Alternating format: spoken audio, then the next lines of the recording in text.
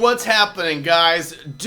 Coming at you again with another overlapping boxes theme over country here. We're once again going to work with the 1 and the 4 chord, and just remember that that these shapes and these ideas are mix and matchable. So just because it's the 1 and 4 chord in one key, that same chord could come up in another key where it functions different. I mean, what I'm getting at is that just knowing how all these shapes overlap is a good idea. I'm gonna go over how I would overlap these here in my first position, meaning kind of over my first 4 or 5 frets here.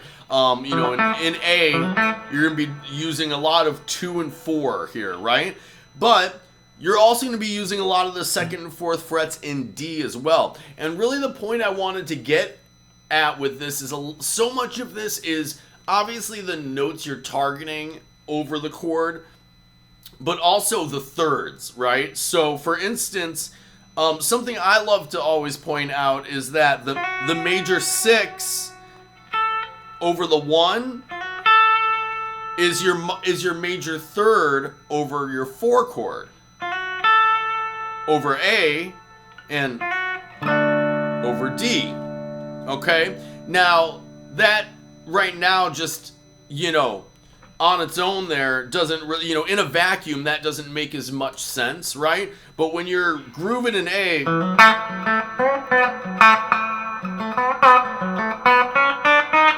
and then if you all of a sudden come in here with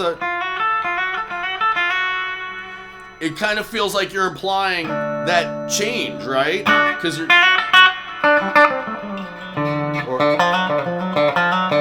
Now, obviously, I'm resolving that there on the root, but point is, it's that minor to major third thing that's making it kind of outline the chord, right?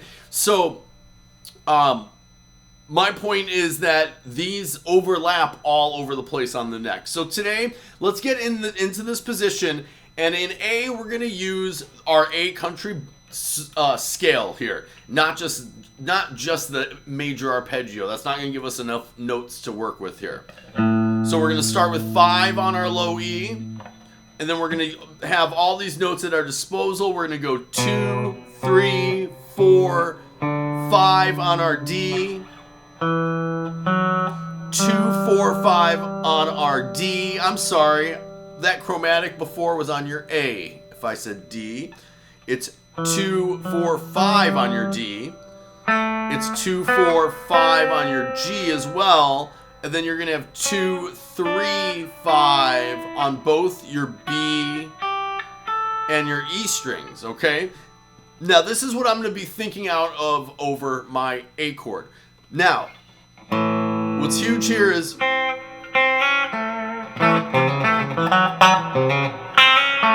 knowing where those major thirds are like that, right? Because if you notice now, when we get to our D,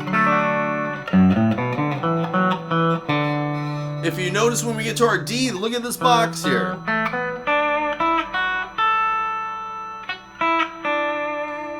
So that I'm going 2, 5 on my low A. This is over my D. I have 2, 5 on both my low E and my A string. 2, 4 on both my D and my G. 3, 5 on my B string.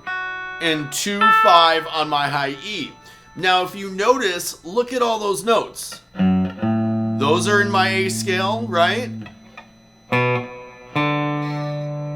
Those are in my A scale. In my A scale. In my A scale. In my A scale. In my A scale. All those notes of what I'm getting at are in my A scale. I already knew that. I don't know why I just went through it like that. But point being, I guess I'm in a silly mood today. Point being is that all of those notes are in that scale. So if you're just playing in that scale,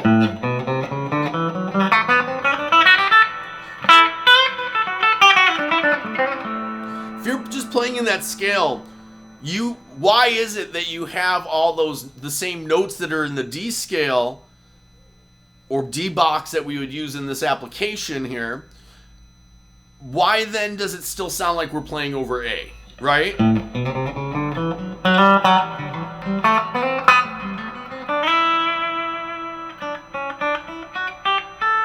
It's because of where I'm landing, and it's because of the notes I'm accenting here. If I were to now take these same notes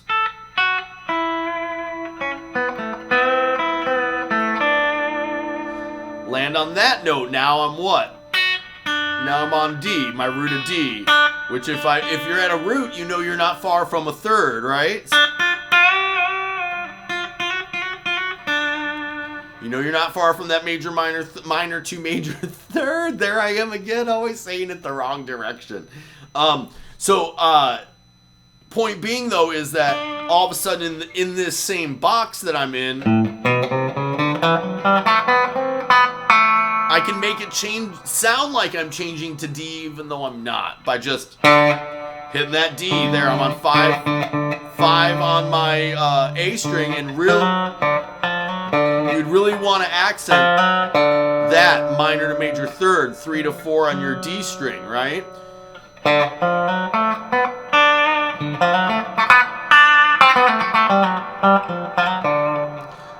It's just about where you're landing it though. But my point is to not overthink it too much, because as long as you're landing in those right spots, it's going to sound like you're giving the new chord its tonal center, which obviously is the point of this, right?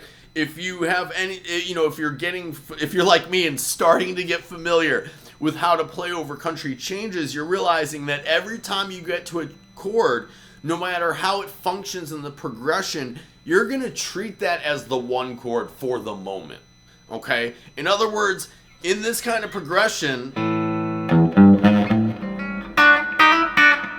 when we get to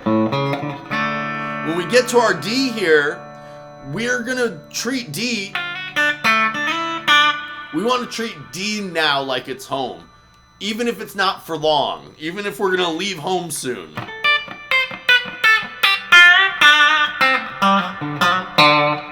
Right?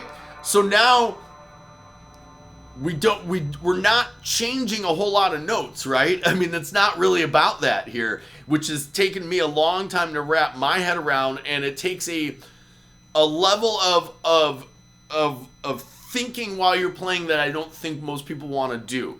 And I'm sure at some point after I've done this for long enough, it's going to feel like I don't have to think about it. Just like I don't have to think about it if I'm playing over a blues or a different type of more rock or jam band type of concept that I've been doing my whole musical journey, and that I'm real comfortable in those situations. In fact, I don't have to think about what I'm doing in those situations much anymore, because I've been doing them for so long that I can just kind of do them, right? So sometimes I'll have to like really dig and remember like how did I even like approach that, right? How did I get there? How did I get from A to Z, right? So my point being with this is that work on this long enough, and I know if I work on this long enough that inherently my motor skills and my ears are just going to do the work for me. But for now, if you're like me and you're having to if you're starting out with this style, you're gonna have to kind of think about this at first, right? When you're playing that, when you're playing over that, you gotta kind of really listen for that. When it gets to that D, and start thinking over that D for a minute. Now, whereas, you know, if you're playing over like a blues, you're going to kind of use feel, right? You might use your ear and feel. Well, in this style, you're going to eventually do the same thing, and I'll eventually do the same thing. But, you know, it takes some practice because this is a different approach. In a blues, if we're playing over the same thing, when we get to that D, we're still going to play a lot of those notes.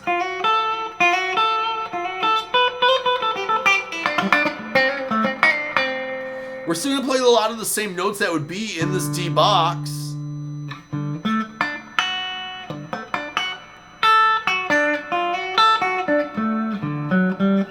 Like all those notes there that I'm outlining over a D are fair game, and I'm using them in a blues, but you don't really hear me